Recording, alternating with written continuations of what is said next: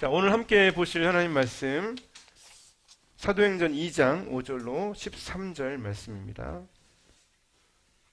사도행전 2장 5절로 13절. 지난주에 이어서 5절부터 13절 우리 다 함께 주님의 주신 은혜를 사모하며 말씀을 다 같이 합독하겠습니다. 그때 경건한 유대인들이 천하 각국으로부터 와서 예루살렘에 머물러 있더니 이 소리가 남에 큰 무리가 모여 각각 자기의 방언으로 제자들이 말하는 것을 듣고 소동하여 다 놀라 신기하여 여겨 이르되 보라, 이 말을 하는 사람들이 다 갈릴리 사람이 아니냐? 우리가 우리 각 사람이 난 곳 방언으로 듣게 된 것이 어찌 됨이냐? 우리는 바데인과 메데인과 엘람인과 또 메소도타미아와 유대와 갑바도기아, 본도와 아시아, 부르기아와 밤빌리아, 애국과 및 구레네사에 가까운 리비아 여러 지방에 사는 사람들과 로마로부터 온 나그네 곧 유대인과 유대교에 들어온 사람들과 그레데인과 아라비아인들이라. 우리가 다 우리 각 언어로 하나님의 큰 일을 말함을 듣는도다 하고 다 놀라며 당황하여 서로 이르되 이 어찌된 일이냐 하며 또 어떤 이들은 조롱하며 이르되 그들이 쇠술에 취하였다 하더라. 아멘. 성령으로 말씀하시는 그리스도, 지난주에 이어서 우리 말씀 함께 좀 하겠습니다. 이쪽 모니터 좀 켜주세요. 여러분, 700번 이상 무슨 뜻일까요? 성경에 700번 이상 나온 부분들은 굉장히 중요한 부분이겠죠. 성경에 제가 말씀드리고 싶은 부분도 무려 700번 이상 나온 부분이에요. 뭘까요, 여러분? 바로 하나님이 말씀하셨다라고 하는 부분이 무려 700번 이상 나온다는 것이죠. 여호와께서 말씀하여 이르시되, 하나님께서 말씀하시되, 하나님의 이르시기를, 하나님의 사자가 말씀하여 이르시되, 이렇게 하나님이 말씀하셨다라고 하는 부분이 성경에 무려 700번 이상이나 언급되고 있다는 거죠. 자, 여러분, 이렇게 700번 이상이면 뭘까요? 하나님은 여전히 말씀하신 분이란 거죠. 하나님은 살아계시고 여전히 말씀하신 하나님으로 우리 가운데 함께 하십니다. 그렇다면 여러분, 하나님은 말씀하시는데 문제는 뭡니까? 왜 우리는 그 하나님의 말씀하시는 것들을 잘 듣지 못할까? 하나님이 말씀하시는 것들을 우리가 정말 잘 듣고 살아가면 후회할 일이 없을 텐데, 아쉬울 일이 없을 텐데, 하나님이 우리에게 말씀하시는 것들이 때로는 굉장히 어렵게 또 낯설게 우리에게 느껴진다는 것이죠. 그러나 여러분, 사도행전은요, 하나님이 말씀하신다라는 부분이 어떤 것인지를 우리에게 이야기해 주고 있습니다. 지난주에 우리가 말씀드린 것처럼 성령이 임하실 때 바람같이 임하시죠. 어디서 오는지 알 수 없지만 분명히 들을 수 있도록 임하신다는 것입니다. 이 시간도 성령께서 이 자리 가운데 또 온라인으로 참여하신 모든 분들을 한 사람 한 사람의 마음 가운데 우리 성령께서 뜨겁게 임하시기를 소망합니다. 또한 성령은 불과 같이 임하신다고 했어요. 불과 같이. 이것은 꺼져가는 불이 아니에요. 세상에 있는 모든 불들은 다 꺼집니다. 영원히 사는 불은 이 땅에 존재하잖아요. 그 안에 탈 것들이 다 없어지면 세상에 있는 불들은 다 꺼져버립니다. 심지어는 저 태양도 영원하지 않죠. 그러나 성령의 불은 꺼지지 않습니다. 아멘. 그 불은 꺼지지 않을 뿐만 아니라 변화시킵니다. 모든 더러운 것들을 태우고 모든 부정적인 것들을 태워버리고 거룩하게 하는 불입니다. 성령은 역사하시는 불입니다. 예수를 믿는다고 하면서 마음이 냉랭하고 마음이 느낌이 없고 마음에 열정이 없고 마음에 감동이 없다면 이 불이 아직 불타지 않은 것이죠. 성령이 예수를 믿는다는 것은 바로 이 부활하신 그리스도, 성령이 우리 안에 불과 같이 임하셔서 영원히 꺼지지 않는 불로 우리 가운데 임하시고 우리의 마음을 비추고 우리를 새롭게 하고 변화시키고 당신의 놀라운 사랑으로 우리를 인도하신다. 할렐루야. 사랑의 삶을 창조하는 능력, 변화시키는 모든 능력, 우리의 지식, 능력이 아니라 오직 이 성령께서 우리 안에 역사하시는 결과라는 것입니다. 이 성령이 우리 안에 우리 가정과 우리 교회와 이 민족과 저 열방을 변화시켜 주시기를 소망합니다. 성령이 말하게 하심을 따라서 다른 언어들로 말하기를 시작하셨다라고 말씀하셨습니다. 말씀을 하신다는 것은 성령은 인격적인 분이란 거죠. 언어를 우리의 언어 속에서 새로운 창조의 언어로 말씀하게 하십니다. 그래서 생명의 언어, 사람을 살리는 언어, 믿음의 언어, 우리 속에서 언어가 바뀐다는 것은 속 사람이 그렇게 변화된다는 것이죠. 한국의 언어 안에는 부모가 자녀에게 또 자녀가 부모에게 많은 상처 주는 말들이 있죠. 서로를 단절시키고 서로를 비판하고 깎아내리고, 성령이 우리 안에서 생명의 언어로 서로를 높이고 서로를 세워가고 믿음으로 견고케 하는 그런 성령의 언어가 우리 가운데 나타난다는 것입니다. 그러므로 여러분, 성령을 받았다라는 것은 무엇입니까? 그 성령이 우리 안에, 성령의 성령이 우리 안에 임하시는 것이죠. 너희 가운데 하나님의 영, 그리스도의 영이 없으면 너희는 그리스도의 사람이 아니라라고 말씀하십니다. 하나님의 영이 없으면 하나님의 사람이 아니라는 것이죠. 아무리 좋은 사운드 시스템을 가지고 있어도 잘못된 음악 파일이 들어가면 그 잘못된 음악이 나올 수밖에 없습니다. 아무리 여러분 우리가 건강하고 외적으로 능력이 많고 아무리 키가 크고 아무리 머리숱이 많고 아무리 총명하다 할지라도 마음 안에 성령이 없다면 그것은 빈 껍데기와 같습니다. 마음 안에 성령이 없으면요, 오히려 어두움과 세상이 그를 이끌어갑니다. 항상 그리스도와 함께 있었던 가룟 유다를 보십시오. 마귀가 그를 여러분 이끌어가지 않습니까? 마귀가 그를 이용해버렸죠. 그리스도의 영이 없다면 세상에 이끌려갈 수밖에 없는 허수아비 인생입니다. 성령의 지배, 성령의 다스리심, 성령의 역사하심은 억지나 강압이 아니라 하나님의 사랑으로 우리를 새롭게 변화시켜 주신다는 것이죠.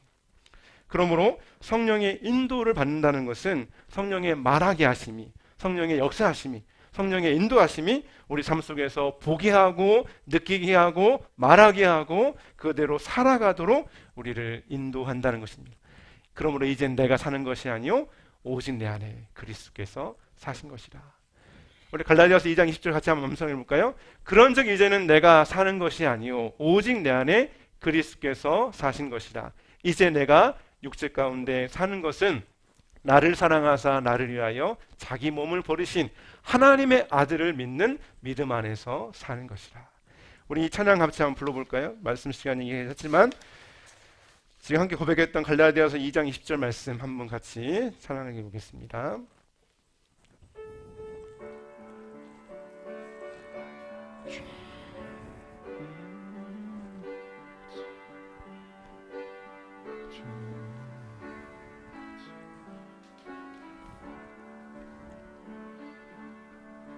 내가 그리스도와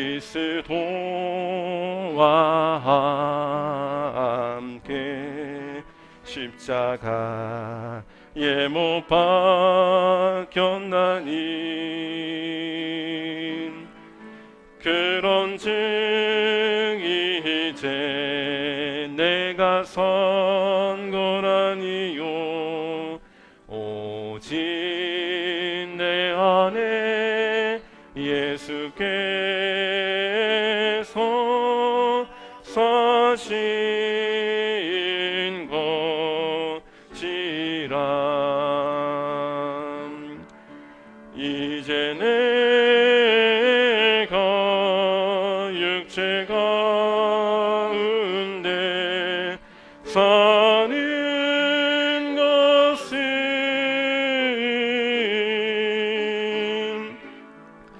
나를 사랑하사 자기 몸 버리신 예수 위에 사 것이라. 아멘. 그리스도가 여러분 안에 살아계십니까? 그것이 아니라면 그리스도 사람이 우리가 될 수가 없는 것이죠. 우리 안에 그리스도가 계시다면 그리스도는 우리에게 말씀하시는 분입니다. 그분은 우리 안에서 말씀하시고 우리 안에 생각나게 하시고 깨닫게 하시고 우리의 생각과 우리의 마음을 인도하시는 분이십니다. 어떤 사람은 밤낮으로 염려와 근심 가운데 살아갑니다. 밤낮으로 조바심 치고 밤낮으로 짜증 부리고 밤낮으로 불평합니다. 그것은 결코 성령의 사람이 아닙니다. 그것은 죄의 지배며 육신의 지배입니다. 성령이 우리 안에 역사하실 때 그 성령은 우리 속에서 말할 수 없는 하나님의 사랑과 은혜와 감격과 감사로 우리 속에 이 땅에 있는 그 어떤 것과 비교할 수 없는 가장 좋은 선물이 되시는 그리스도가 우리 안에 계신다는 것을 우리에게 늘 깨닫게 해주십니다. 우리 안에 그리스도가 계시기 때문에 그것은 어떤 것과도 비교할 수 없습니다. 세상의 모든 걸 다 준다고 해더라도 타워팰리스의 가장 좋은 꼭대기층을 준다 하더라도 여러분 그리스도가 우리 안에 계신 것과 어떻게 여러분 그것들과 비교할 수 있겠습니까? 아무리 좋은 것을 먹고 아무리 많은 것을 누리고 한다 할지라도 그리스도와 함께하지 않는다면 그는 가장 불쌍한 사람입니다. 그리스도는 우리 안에서 성령으로 말씀하십니다. 성령으로 말씀하신다는 말의 의미는 성령의 생각을 우리가 짐작하는 것이 아니라 그것을 우리의 생각으로 해석하는 것이 아니라 어린아이와 같이 성령이 우리 안에서 말씀하신다는 것이죠. 그래서 여러분 베드로가 기도 가운데 일어나지 않습니까? 그래서 그 가운데서 12명 중에 한 사람이 비었기 때문에 한 사람을 채우라 성령께서 말씀하시죠. 그래서 마띠아가 뽑혀지죠. 스데반이 설교합니다. 자기 마음대로 설교했습니까? 성령께서 그를 인도하신 것이죠. 사도 바울도 마찬가지입니다. 베드로와 고넬료가 서로 환상을 보고 하나님의 말씀을 들었습니다. 그럼 그것은 상상입니까? 하나님께서 성령께서 그들에게 말씀하시면서 그들이 성령의 인도하심 가운데 만나게 되고 그 만남을 통해서 고넬료의 집이 다 구원을 받는 역사가 일어나지 않습니까? 하나님의 말씀을 우리가 하나님의 말씀 우리 속에 들려져야 됩니다. 그것이 깨달아져야 되고 그 말씀이 우리 삶을 이끌어가는 삶의 이정표가 되어야 됩니다. 오직 말씀이 이끌어가는 삶이 되시기를 소망합니다. 현대인들은 너무나 자기 생각, 이성, 상식, 자신의 경험을 너무나 우상처럼 의지합니다. 그리고 그 기준을 가지고 내가 살아보니 이렇더라. 자신의 어떤 삶의 경험을 가지고 너무 삶을 우리가 판단한다는 것이죠. 그것은 자의적인 해석이 될 수 있습니다. 때로는 너무나 많은 감정에 이끌려 살아가기도 합니다. 그러나 하나님의 사람은 그 어떤 것보다 말씀의 인도하심을 따라 살아가는 사람입니다. 아나니아는 사울을 굉장히 경계했죠. 근데 성령께서 아나니아의 마음속에 사울에게 기름 부으라고 얘기하시지 않습니까? 감옥에 있는 바울과 실라가 그 채찍이 맞고 감옥 속에서 정말 있을 때 성령은 그 안에서 찬송하도록 하십니다. 그들이 찬송할 때 옥문이 열리고 하나님의 은혜가 그들에게 임하지 않습니까? 성령은 모든 이의 마음속에 역사하십니다. 그래서 감동하시고 용기를 주시고 소망을 주시고 모든 상황을 이겨나갈 수 있는 힘을 주신다는 것이죠. 사방으로 우겨싸움을 당하는 고통 가운데도 성령은 우리 속에서 새 힘과 능력과 소망을 우리에게 준다는 것입니다.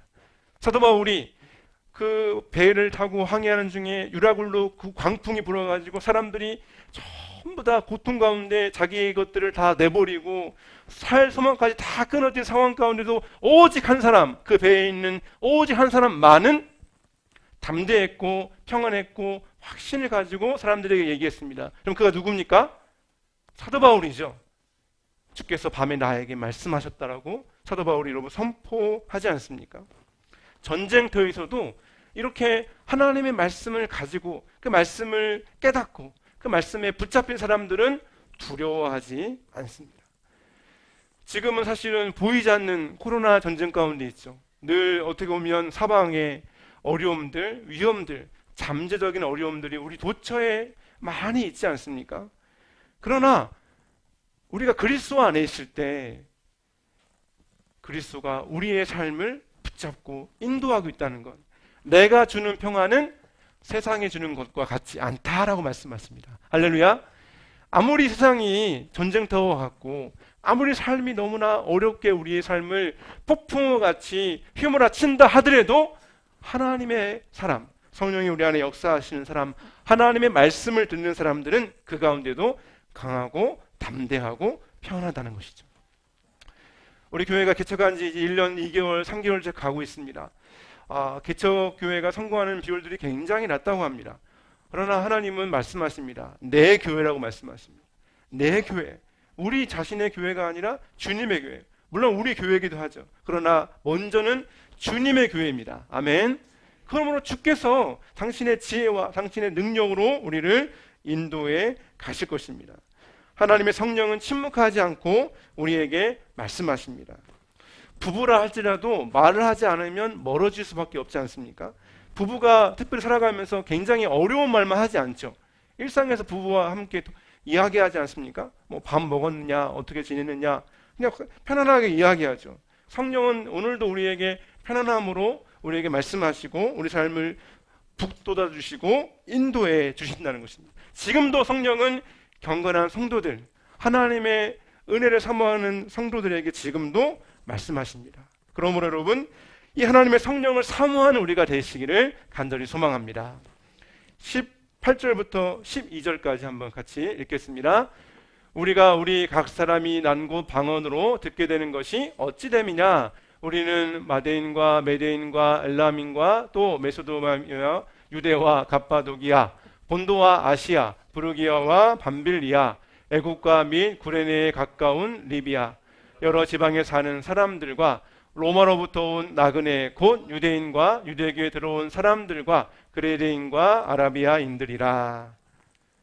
우리가 다 우리 각 언어로 하나님의 큰 일을 말함을 듣는다 하고 다 놀라며 당황하여 서로 이르되 이 어찌된 일이냐 하며.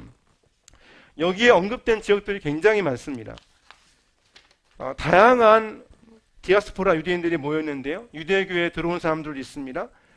거의 15개 지역 이상의 사람들이 왔는데 학자들이 하면 이들은 그 당시에 그 모든 나라를 대표하는 그 민족과 나라를 대표하는 사람들이었다고 합니다. 그러니까 성령이 그 안에 임하시면서 이 사람들이 모였을 때 방언을 듣는데 자기가 살고 있는 나라의 방언으로, 자기가 살고 있는 그 지역의 방언으로 이 사도들의 그 방언을, 기도를 다 들었다는 것이죠. 바벨탑의 저주와 심판이 깨어졌습니다.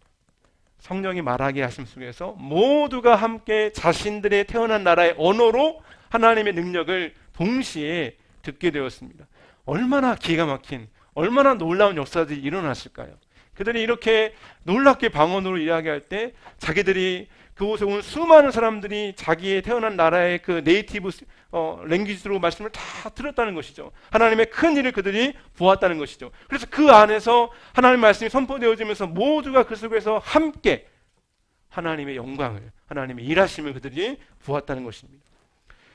성경은 결코 개인주의가 아닙니다. 구원은 나 홀로 받는 것이 아닙니다. 그리스도의 몸으로 함께 구원을 받는 것이죠. 성령은 개인, 지역, 문화, 나라를 초월합니다. 그래서 그들이 모두가 함께 하나님의 영광을 보게 합니다. 너무너무 놀랍죠. 그래서 7절에 보니까 다 놀라 신기하여 이르되 보라, 이 말하는 사람들이 다 갈릴리 사람이 아니냐. 갈릴리 사람들, 한 번도 외국에 나가보지 않은 이 이스라엘 가운데도 가장 사이드, 가장 별 볼품없는 지역의 사람들이었습니다. 그런데 이 사람들 안에 이런 역사들이 나타났다는 것이죠. 성령의 역사는 유식한 사람, 많이 배운 사람, 부자, 가난한 사람을 절대 구분하지 않습니다. 남녀노소를 구분하지 않습니다. 지금도 보십시오. 성령은 과거에 상상할 수 없을 만큼 지금도 저 제3세계에서 역사합니다. 이슬람 안에 역사하십니다. 아프리카에 보면 남반구의 대부분 나라들이 지금 기독교 국가입니다. 그들이 과거에 그렇게 될 거라고 어떻게 우리가 상상할 수 있었겠습니까? 중국의 선교사들이 다 쫓겨났는데 나중에 보니까 중국의 수많은 사람들이 예수님을 더 많이 믿게 되었습니다. 성령의 역사라는 것이죠. 가난한 자나 부한 자나 많이 배운 사람이나 조금 배운 사람이나 남녀소 구분 없이 성령의 역사는 모든 사람에게 임합니다. 모든 사람에게 조건 없이 성령이 임하시고 역사하십니다. 그 성령이 임하실 때 인간은 비로소 변화될 수 있다는 것입니다. 성령은 인간의 조건대로 일하시는 분이 아니라 당신의 주권과 당신의 뜻 가운데서 사모하게 하시고 그 가운데 일하시고 역사하십니다. 하나님의 큰 일이라고 했습니다. 성령이 역사하시는 것은 하나님의 큰 일들을 우리에게 보게 한다는 것이죠. 그러면 여러분, 성령이 역사하심을 우리가 성령님 로또 몇 번을 사야 당첨이 됩니까? 이런 식으로 우리가 성령을 이용할 수 없다는 것이죠. 성령은 하나님의 일들을, 하나님의 구원의 역사를 이루기 위하여 우리 가운데 지금도 일하신다는 것입니다. 여러분, 저도 이걸 잘 모르지만 무정란과 유정란이 똑같습니다. 맛을 봐도 똑같고 모양도 똑같고 생김새도 똑같습니다. 그럼 여러분, 이것을 우리가 어떻게 구분이 될까요? 가장 확실한 것은 낳자마자 암탉이 품어보는 것이죠. 암탉이 품으면 생명이 있는 유정란은 반드시 거기에서 생명이 태어난다는 것이죠. 근데 무정란은 아무리 품어도 그거는 결국은 썩을 수밖에 없습니다. 생명이 있다. 하나님의 성령이 우리 안에 있다. 하나님의 사람, 하나님의 영이 우리 안에 있다는 것을 우리가 어떻게 알 수 있습니까? 하나님의 성령이 우리를 품어주시는 거예요. 말씀의 둥지 아래서 우리를 품어주십니다. 교회 공동체 안에서 우리를 품어주십니다. 그래서 우리 안에 성령이, 우리 안에 이 말씀의 둥지 안에 우리가 거할 때, 또 교회 안에서 우리가 양육받고 또 제자훈련을 받고 우리가 묵상하고 하나님의 은혜를 구하며 나갈 때 성령은 이렇게 우리 안에서 생명이 나타나도록, 생명이 역사하도록 우리 안에 행하신다는 것입니다. 우리 안에 생명은 성령이 우리를 품어주심으로 우리 안에 말씀의 둥지 속에서 우리가 그 속에서 우리 안에서 주님을 바라보아야 한다는 것입니다. 그러므로 성도 여러분, 어려워도 말씀을 묵상하는 것은 우리 삶 속에서 이건 여러분 포기할 수 없는 거예요. 말씀을 늘 붙잡고 묵상하는 것은 암탉이 그 유정란을 품고 있는 것과 같습니다. 말씀을 우리가 묵상하고 품고 있을 때 그 말씀은 반드시 우리 속에서 살아있는 말씀, 아멘, 능력 있는 말씀, 역사하는 말씀, 모든 성경은 하나님의 감동으로 된 것으로 교훈하고 책망하고 바르게 하고 의로 교육한다고 말씀하고 있습니다. 말씀을, 성경은 한 번도 억지로 외워라라고 하지 않습니다. 성경에서 마음에 새기라라고 하는 말씀의 뜻은 너의 존재 가득 하나님 말씀이 흘러가게 하라. 아멘. 내 존재 속에서 계속해서 그 말씀이 흘러가는 것이죠. 어떻게 흘러갑니까? 말씀을 묵상하고 말씀을 암송하고 오늘 나에게 주신 말씀이 뭐였지? 항상 그 말씀을 내 마음에 되새기는 것이죠. 그럴 때 하나님의 생명이 우리 속에서 나타나게 된다는 것입니다. 성령이 우리 안에서 말씀을 통해서 지금도 역사하시고 일하신다는 것이죠. 사람들은 이렇게 많은 역사들을 보면서 이야기합니다. 어찌된 일이냐. 자신들의 이성과 자신들의 경험으로는 이것을 어떻게 이해할 수가 없다는 거예요. 다 놀라고 당황합니다. 도대체 어떻게 된 일이냐. 그러면서 어떤 사람은 13절에 보니까 조롱하고 술에 취했다. 이렇게까지 이야기합니다. 예수님께서 문둥병을 고쳤습니다. 중풍병자를 고쳤습니다. 손 마른 자를 고쳤습니다. 근데 문제가 뭐냐면 주일날 고친 거예요. 안식일에. 근데 사람들이 그걸 보면서 뭐라고 얘기합니까? 왜 안식일에 사람을 고치느냐? 이런 무엇이 더 중요합니까? 짐승이 웅덩이에 빠져도 건져내지 않습니까? 예수님이 하물며 18년 동안 이렇게 매임받은 이 사람을 그 매임에서 풀려내는 것이 마땅하지 않느냐. 잘못된 관념, 잘못된 생각을 가지고 바라보면 하나님의 역사를 이해할 수가 없다는 것입니다. 본질을 붙잡아야 됩니다. 하나님의 생명을 붙잡아야 됩니다. 하나님의 말씀이 우리 안에 있을 때 우리가 바로 판단하고 바르게 깨달을 수 있다는 것이죠. 사람들은 하나님의 사건을 땅의 사건으로 보려고 합니다. 그러니까 성경을 봐도 이해가 안 되는 거예요. 어떻게 예수님이 무리를 걸어가시냐? 어떻게 예수님이 죽은 사람을 살리느냐? 어떻게 예수님이 귀신을 쫓아내고 이렇게 어떻게 무리 5천 명을 먹이느냐? 사람이면 불가능하죠. 근데 예수님은 하나님의 아들이 아니십니까? 오히려 예수님이 하나님의 아들로서 그것을 못한다면 오히려 더 이상한 것이죠. 그분이 진정으로 하나님의 아들이시기 때문에. 그러므로 성도 여러분, 우리가 이 땅에서 진짜 이 성령에 붙잡혀서 하나님의 말씀을 깨닫는 것, 성령에 붙잡혀서 예수 그리스도와 동행하는 것, 우리가 이 땅에서 가장 붙잡아야 될 것이 여러분 무엇입니까? 아무리 세상을 우리가 열심히 산다 하더라도 우리 안에 그리스도와의 그 교제에 부유함이 없다면, 그리스도의 생명이 없다면, 그리스도의 그 그리스도의 부활의 능력이 없다면 여러분 우리의 삶이 아무 의미가 없다는 것이죠. 이 어찌된 일이냐? 너무 이해할 수 없는 상황이었어요. 오늘 우리에게도 가끔은 하나님 우리에게 말씀하신다는 것이 너무 낯설게 느껴집니다. 그래서 하나님이 말씀하시는 것에 대해서 마음을 잘 열지 않아요. 기도할 때에도 우리가 조용히 침묵 기도하는 것은 굉장히 어색합니다. 막 우리의 이야기를 해놓고 침묵으로 기도하는 것이 사실은 굉장히 유익한데 잘 하지 못하죠. 그때니까 그런 거지. 지금 어디 그렇게 말씀하시나? 지금이 어떤 시대인데? 사실 우리가 스스로가 이렇게 합리화합니다. 하나님이 우리에게 이렇게 자주 말씀하신다는 사실에 대해서 우리가 너무나 자주 잊어버립니다. 그래서 하나님의 뜻이 어디 있는지를 잘 찾지 못하고 허둥대죠. 다윗도 여호수아도 보면 가장 결정적인 순간에 묻지 않았어요. 하나님께 묻지 않았어요. 하나님께 묻지 않음으로 가장 비참한 사람은 사울 왕입니다.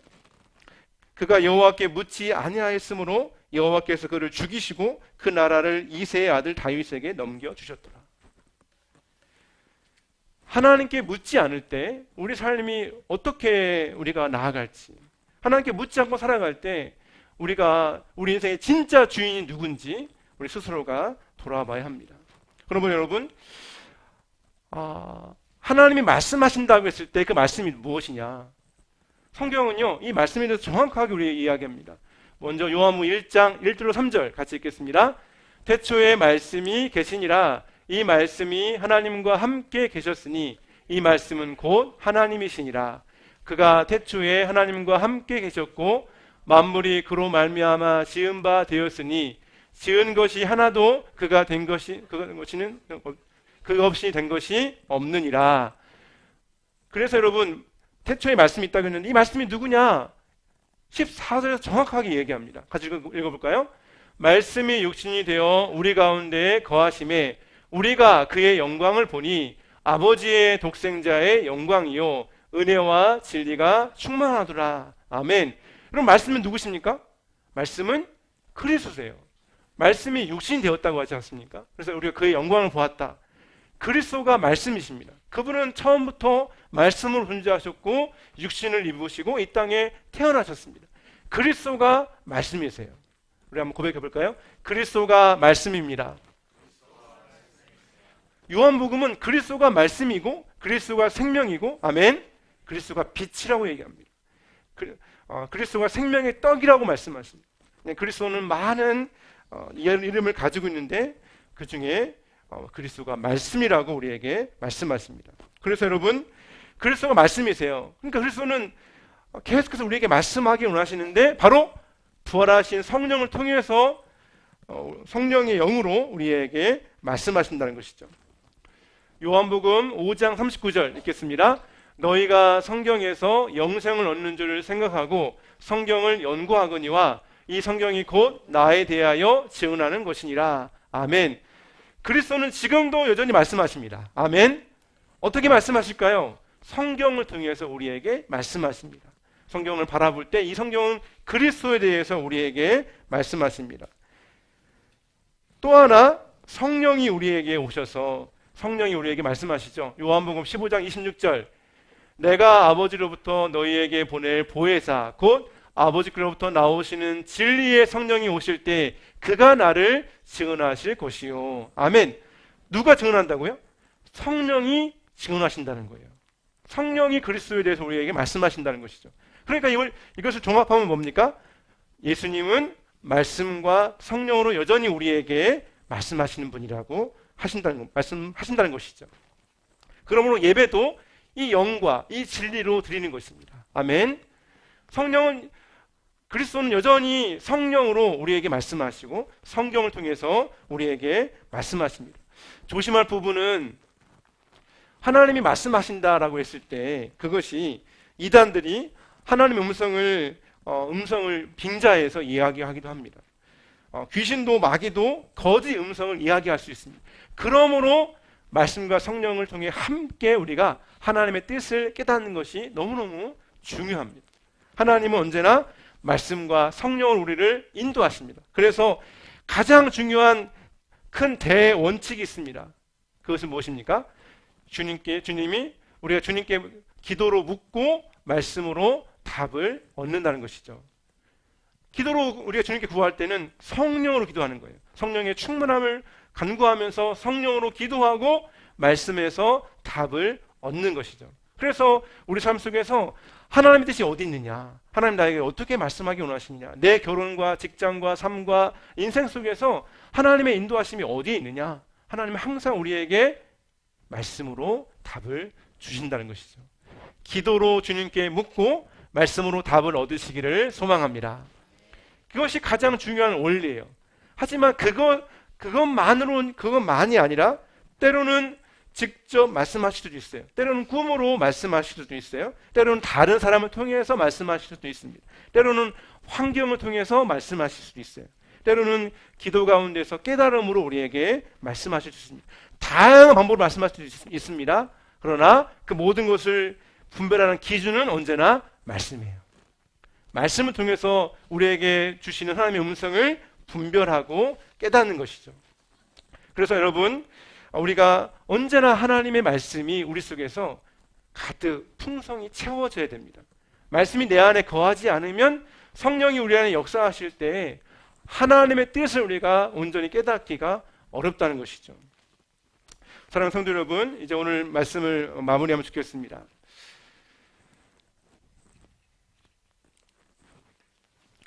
오늘도 오늘도 예수님은 우리에게 말씀과 성령으로 말씀하십니다.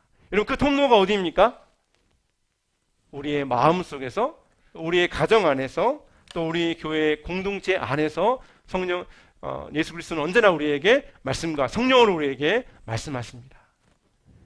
주 예수 이름으로 오시는 왕 되신 그리스도, 그분이 우리에게 오셔서 지금도 우리에게 말씀하시고 지금도 우리를 인도하십니다.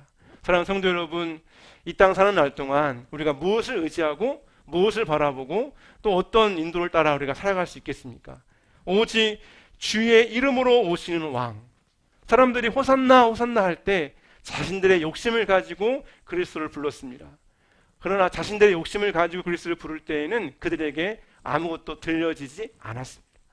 우리에게 진정으로 오시는 왕, 말씀과 성령으로 우리에게 말씀하시는 그 왕 되신 그리스도가 우리 모두의 삶 속에, 우리 교회와 가정과 우리 모두의 삶 속에 진정한 왕이 되어 주시기를 간절히 소망합니다.